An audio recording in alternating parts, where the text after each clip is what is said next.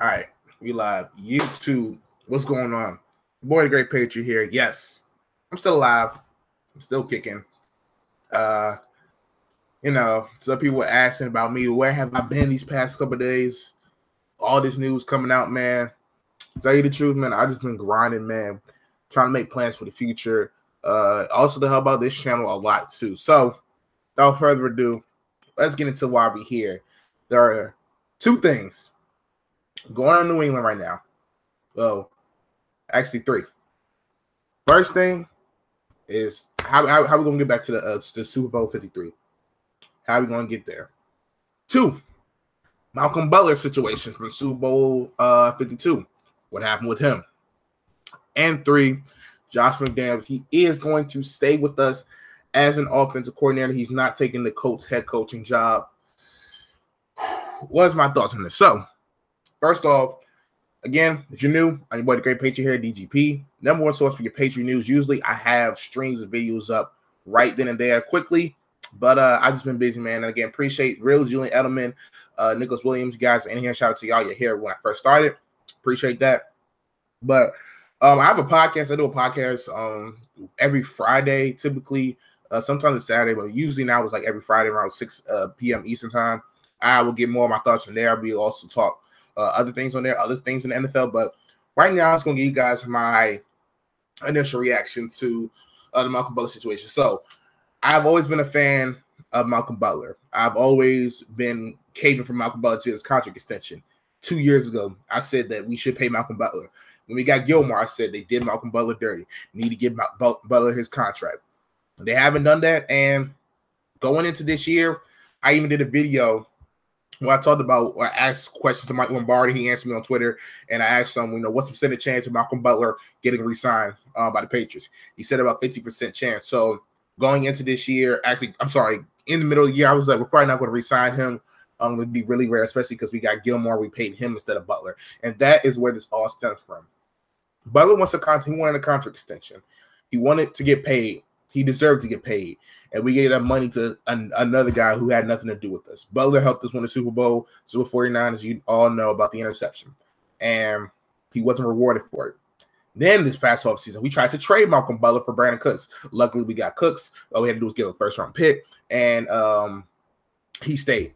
Now, Butler got benched in Super 52, which, again, I am not going to say that is the reason why we lost. I'm not going to say had we had him, we wouldn't have won this game, because who knows? It's the butterfly effect. If he's in the game, maybe the game plan for the Eagles changes, the game plan for us changes. It's different things. So I'm not going to say you insert him in the lineup that he would have helped us win the game. That was the difference in the game. That was the reason why we lost the game. I'm not going to say that. But he is a difference maker in the game. The game would have came out a lot differently. Will we have won? Who knows? Will we have lost? Who knows? I'm not saying we would have won. I'm saying the game would have been completely different had Butler been in the game. He's been our top three best defensive player the past 2-3 years. You had Devin McCourty, you had Dante Hightower. Dante Hightower, who's in and out of the lineup. Devin McCourty, who's been that security blanket, that leader. And according to Belichick, he benched Butler, who only played one special team snap. He hasn't played special teams at all these past 3 years. Played one special team snap. And the reason why he said that was because it was best for the team. In what ways? He said it wasn't disciplinary either, but we know that's lies. So what happened with Malcolm Butler? Belichick claims, and this is from sources. Ian Rappaport has reported this, so I trust Ian Rappaport. He said that it was an illness and he had a bad practice. Now, he was sick. He didn't come with the team the first day, but he came the second day. So Monday, when we had media, he didn't come with us. He came that Tuesday in practice. And then they said he broke curfew, slight violation of curfew. Okay, here's what it is. Then they said he was caught trying to sneak weed into the airport. Really? I'm not going to put it past anybody because anybody can smoke weed. But really, all this to bench for the whole Super Bowl. Now, let's just say if all these are allegations, Esau Butler said that's never happened. He said that he didn't know, and apparently he was told before the national anthem that he was going to be benched, that Eric Rowe was going to start in front of him. He was told this before the national anthem, not the week leading up. Week leading up, he was getting first team snaps and everything, getting first team reps. He didn't tell him Saturday night. He didn't tell him Sunday morning. He waited till before the national anthem was played to tell Malcolm Butler, hey, you're going to be benched. Told him after they came out the tunnel, hey, or in the tunnel, hey, you're going to be benched. Now, if all this is true from Belichick's perspective, if this is true, I still don't understand why you benched for the whole game. Now, if you want to prove a point, you bench for a series, okay. Like, even when I'm watching it and they were saying that he wasn't playing, the whole time I was like, I was like, Butler, bench for a series. He might have did something wrong. We don't know. We'll find out after the game. We'll say if he's bench for a series, cool, whatever. We can come back from it. Then the first quarter happens. He doesn't play. I'm like, okay. Maybe, he'll play after the first quarter. Maybe he got an injury or, maybe, again, it's disciplinary reason. He was late to something today or late yesterday, something like that. He's bench for a quarter. Then the second half starts, then the first half starts ending, and I realized he still has a guy on the field. I was like, okay, Belichick, he might try to prove a point, but, we're losing right now. So, he's going to put him in. Then third quarter come out. When I saw us put in Jordan Richards, who is our fourth safety on the roster, because it goes McCourty, Chung, Deron Harmon, then Richards. I saw them put him on wide receiver. I saw them put Jonathan Batamosi, who's our fourth-string cornerback with Jonathan Jones hurt. So they put everybody else but Butler out there. I knew then there he wasn't going to play. He wasn't going to play. Now, to me, he handled that poorly.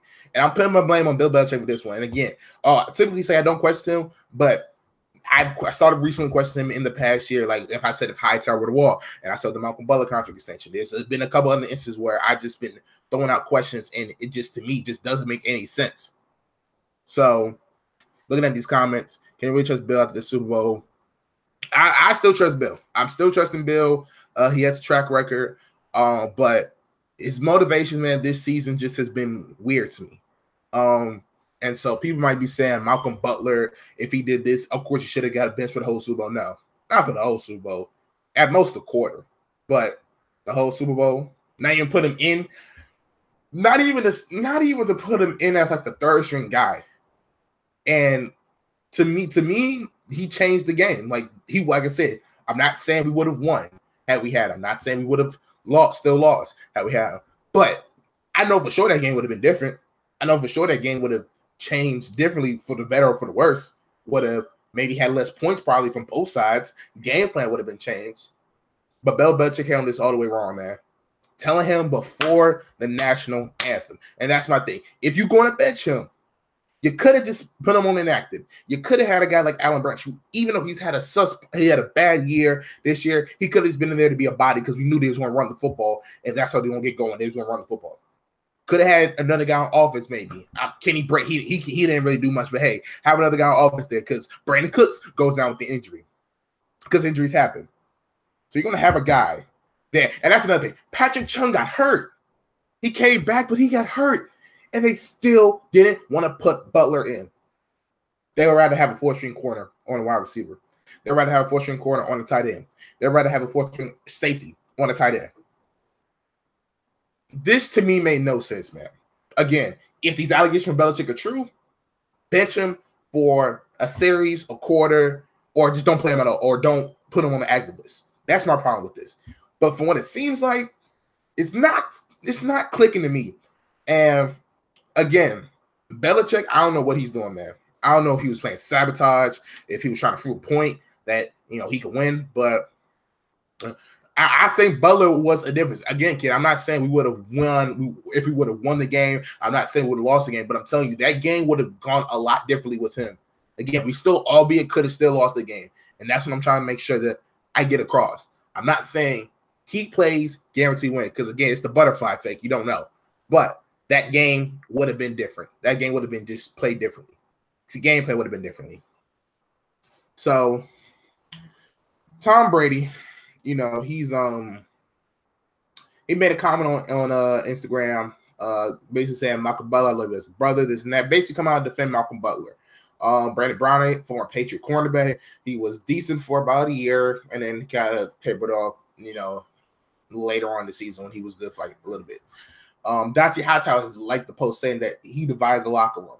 Even Alfonso Denar, who he was trash when he was there, but former Patriot guy. So what is it saying? That Belichick really is upset about this whole Jimmy Garoppolo thing. And what is happening is, and even before this stuff came out, I always said Brady and Belichick, they will go out together. I always thought like it was, well, I kind of thought it would be like with Popovich and Duncan switching sports. But I always felt like Brady and Belichick will go out with each other. If not, it'll be like a year difference. And the fact that, Brady said he's going to play till 45, I was thinking, 2019, 2020, probably the year he retire. Again, this is all before these allegations that came out. But it's looking more and more right. I was right for the wrong reason. Why I said they was going to retire at the same time or leave at the same time, for the wrong reasons on my part. But Malcolm Butler, if you ever watch this video, I just want you to know, thank you for everything that you have done for us. You'll always have a place in New England, regardless of what Belichick thinks. And Tell Pat Station, they might go on you, they might trade against you, but I'm not. So I like to thank you for everything that you've done for us, man. And it's a shame how the Patriots treated Malcolm Butler, because I try to tell people, pay this man, y'all. I've been on the record saying pay him, that they just treated him wrong. And it just makes no sense on why you bench him in the Super Bowl trying to prove a point. And maybe Belichick was arrogant. Maybe he was cocky. He was like, Nick Foles. It's Nick Foles that we're facing. It's a backup quarterback, right? Okay, me and Patricia, our defense, were known to not give up points. Brady, and if maybe he was like, my defense can, only give up 20 points, so if the offense don't score, it's clearly Brady's fault. It's clearly Brady the reason why. It's clearly me that we're winning these Super Bowls. But I'm going to say that it really tarnished his legacy. As some people might allude to, I just felt like people look at him differently a little bit.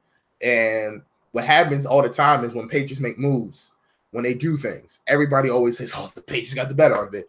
Oh, man, the Patriots, they got Albert Haynesworth. Oh, man, they got Kenny Britt. They got this. They got that. Oh, my gosh, why did you trade the Patriots? They gave away Jimmy Garoppolo for a second-round pick. Oh, my God, they finessed the 49ers. Jacoby Brissett, they finessed the Colts. I try to tell people, it just seems like that, in part because we have Brady and Belichick together, but Belichick has made some questionable decisions, though. And hopefully this can shed a light on it, because people have been looking at Brady. They've been analyzing him when he has bad games and everything. Like this past December, they were saying he's falling off the cliff. This is the end of him. But hopefully people, start looking in the mirror and question Belichick, because a lot of people question Brady, but not really questioning Belichick that much. And it's real Julian Edelman. Malcolm Butler, he was and always will be one of my favorites, man. I'll never forget how I reacted when he caught the interception. And again, like I said, I don't know why Belichick did this. I'm dumbfounded. Again, if you're going to bench him, he handled it wrong. That's my takeaway. I don't think you should have benched him. If you were, do it for a quarter. If you're going to keep him out the whole game, put on inactive. I felt like Belichick overreacted. Felt like he tried to be cocky. And I felt like, he's part of the reason why we lost the Super Bowl. Him and Patricia. So that's my take on the Belichick situation. I'll talk about it more on the podcast when we do it this Friday. Other people get their thoughts on it, but that's pretty much my thoughts. Belichick handled this wrong. And again, I know people are going to say that if these are true, he handled it perfectly. My thing is, like I said, if it's true, why you got to tell him and the other guys? Because that's the thing. He didn't even tell Eric Rowe. Eric Rowe said he found out before the national anthem. So that means that this doesn't just affect Butler. This affects the whole entire team. And he didn't tell them until before the national anthem. So now they're going in there not expecting it again. It's always next man up. Always supposed to be ready. But there's a difference when you go in there thinking that you're going to, start a little bit, because this happened in the past with Malcolm Butler. I want to say against the Saints earlier this year. He didn't start. I think he came in maybe towards the end of the first drive, or he came to start the second drive, but he played the rest of the snaps. He didn't start against the Saints, I want to say. So I don't know, man. I feel like Belichick dropped the ball on this one. I don't know what to say about that Malcolm Butler, man. Like I said, Malcolm Butler, that's my dude, my guy. What's good, Turner? But yeah, man. And I mean, nobody forgot that Nick Foles threw that for 27 TDs and 2 interceptions, but people just looked at it as an anomaly. Like he really didn't do much with it. Like, and there has been quarterbacks in the past who have thrown for a lot and has succeeded, or players in the past that have done a lot, and they just had that 1 year. Yeah, that's what I'm saying, Turner. He played 90% of the snaps, and he doesn't play one snap in the Super Bowl. You can't tell me, you can't justify the way Belichick handled it if these allegations are true, if they're true. So that's all I'm gonna say on Butler. Again, wish him nothing but the best. Wherever he goes, hope he gets his money. Hope that team uses him properly. And whoever he goes to, if you're a fan of that team, I better not see any Malcolm Butler slander. There will not be any Malcolm Butler slander tolerated on this channel. Criticism, that's one thing. But there will be no Malcolm Butler slander at all tolerated on this channel. Malcolm Butler is that dude. He's an all-pro corner. Made a Pro Bowl. The year after he made that Super Bowl catch, people thought that was a fluke. He's a very good cornerback in this league. Ain't no slander allowed, man. I ain't going to tolerate that. But moving on, man. Moving on to more positive news, I would say. And again, let me know your thoughts after the stream on the Malcolm Butler situation. Who side you take? You taking Belichick's side or Malcolm Butler's side? I'm taking Butler's side. But again, if what is being said is true, I'm still taking Butler's side because Belichick handled it wrong. Like that's my takeaway. If they're true, it's overreaction and he handled it wrong. If these are false, I don't know what Belichick was out there trying to prove. Maybe some of it is true, but I don't know, man. But excuse me, let's go to Josh McDaniels, man. So, as we all know, Matt Patricia was the lead candidate for the Giants job and the Lions job for head coaching. Excuse me. And Josh McDaniels was a leading candidate for the coach job, really for other jobs, but really the coach was on him. The coach were all on Josh McDaniels. Like they sold out for Josh McDaniels, man. And typically teams report that he's going to sign with them because when your team's in the playoffs, like our team is all the time. Our guys can't just up and sign, through the playoffs. They gotta wait to announce until after we get eliminated. And 9 times out of 10, it's usually after the AFC Championship or the Super Bowl. So that's what happened. Monday, Matt Patricia gets announced as the Lions, and apparently Josh McDaniels tells the coach that he's gonna take the job. So I had this expectation that Patricia's going to be gone. We're going to promote our linebacker coach Robert Flores to defensive coordinator. Offensive coordinator was going to I don't know who's going to get, but might be somebody in house. And then it came out that McDaniels is going to stay in New England, and people are trying to figure out what happened within the past 48 hours while he stayed in New England. Reports came out that said he got a pay raise. Also said that it's kind of an agreement, a handshake agreement, like a verbal commitment, that he's going to be the next head coach after Bill Belichick retires within the next year or two. And some people call him McDaniels a snake, saying that he will never get this coaching opportunity after the Patriots unless he does really well. Now, did McDaniels handle the situation good? Absolutely not. Could have been handled better. But what is going to happen is he's going to clear his name, per se, not in a court of public, but I guess legally, or he can say to himself that and defend himself by saying, "Hey, I never told people that I was going to take the coach job. I never signed a contract. I always said that we'll see how it is at the end of the season." And a story came out, and it's funny that shout out to my boy KDG Kid. Yeah, Chad O'Shea. That's what it was. It was somebody. It was in-house and other people, but my boy KDG, who made a joke about this, like he made a joke. He was like, "Man, Robert Kraft gave that boy said, I ain't forget about the Deflategate coats, and gave McDaniels the money. He gave him the bag, gave him the head coaching gig." And then literally after he tweeted that, I was like, "Dang, you could be on to something." Well, maybe he got better. Maybe my boy Kid got better sources than me. I don't know, because 20 minutes later, report comes out saying that was one of the reasons why Kraft did it, was because he didn't forget about the Deflategate. And I'm just like, whoa, like, hold on, you might have just did something there, player. I feel bad for the Colts. My boy GSC Don was so excited. He got rid of Pagano, was so excited for McDaniels. And I even told him, I said, listen, McDaniels going to come there, help Andrew Luck, and I think I'm going to be a good contending team. But the fact that he's staying here, I mean, shoot. I mean, I'll take it. Players, they do this all the time. Not all the time, but players sometimes do this where they'll commit to a team or they're visiting a team that I know where they'll just say, forget it. More so maybe so in the NBA, more so now. But pretty much what happened was McDaniels gave a verbal commitment to the Colts. Kraft came in there, reported about $15 million an increase, gave him that bag, and was like, nah, well, you'll be a head coach. Just wait 2 years. Wait till we get Belichick up out of here, and you'll be a coach. So McDaniels, his agent even got rid of him. Nah, I do feel bad for the coach. My boy Endo, hey, shout out to my boy Endo, man. Always, every time I see my boy Endo in these streams, because he told me he doesn't even watch football like that, but the fact that he comes and supports me on these Patriot videos, man, I truly appreciate it, man. Shout out to my boy Endo, man, out there. Salute to you, man. And to your team in the NBA, you know what I'm talking about. But I feel for the Colts, man. Like, you go in there, expectations, like, throughout the playoffs, you could have been interviewing other coordinators and stuff. You could have even potentially tried to get the Vikings offensive coordinator. Excuse me, could have got the Vikings offensive coordinator, and you just sold out on McDaniels, and he just at the last minute said, all right, y'all, I'm out. And I'm just like, dang, like, that's very petty on him. The whole situation, to me, it's just petty. It's a petty situation. And according to the coach GM, he said, rivalry back on.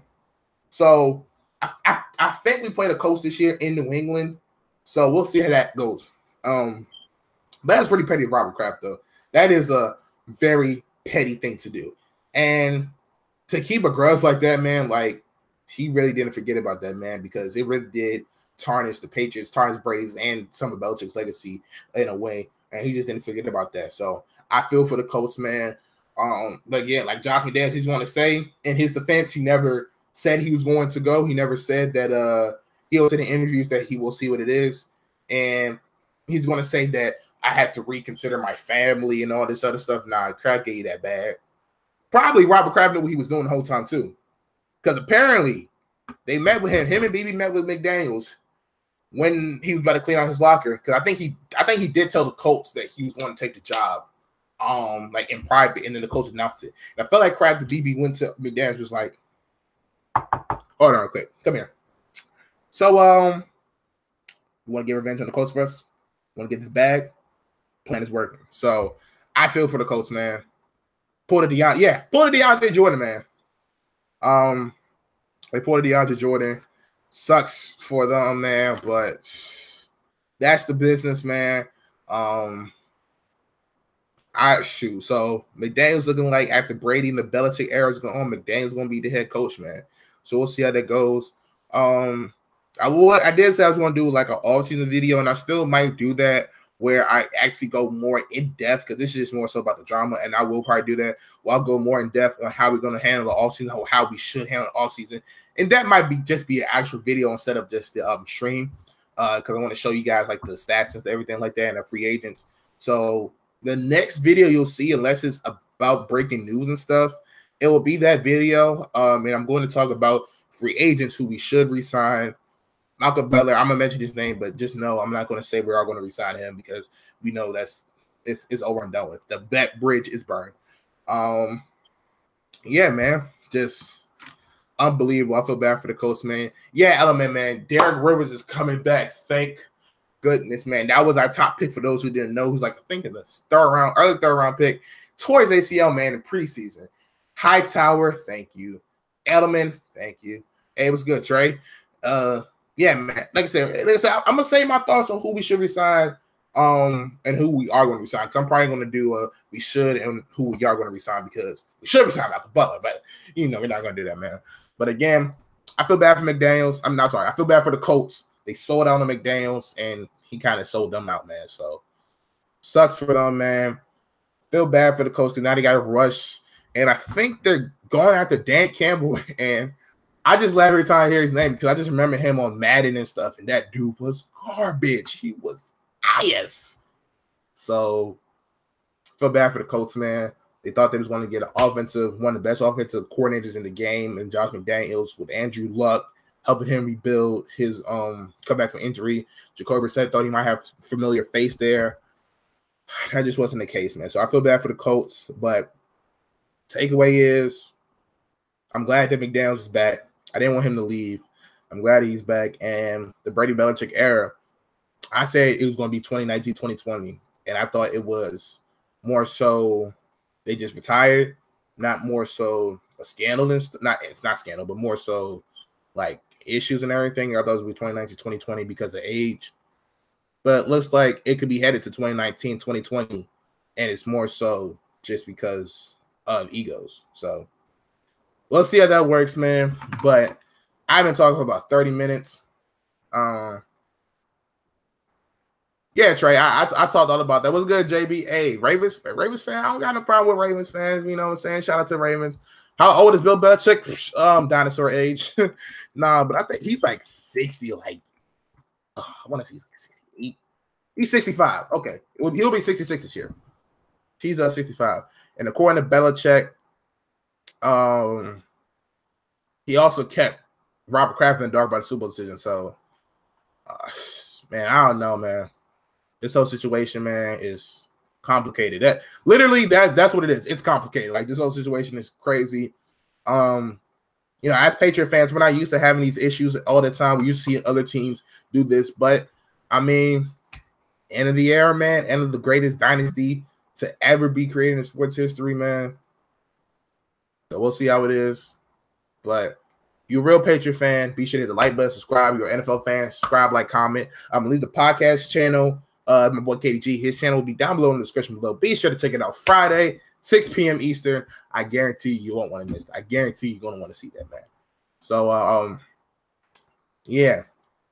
Belichick, yeah, he might get one more year, man. Yeah, that's pretty much what it is. He's just going to mentor him. Yeah.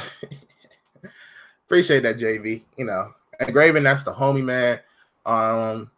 Shout out to him and all his success, man. And that's the homie. But yeah, I'm gonna catch y'all later. Message again for my chat if you guys are still watching this after this video over. If you see KDG pack attack, don't take him seriously. If you start going at him respectfully, I'll laugh. But if you go at him like disrespectfully, you're gonna get about it there, bro. Because even though you're a Packer fan, even though you're trolling, that's still my boy, bro. You're not about to disrespect the fam like that. But that's gonna be it. Hope you guys enjoy your what day is it? Wednesday. Hope you guys enjoy your Wednesday night, man. I'll catch y'all next time. Peace.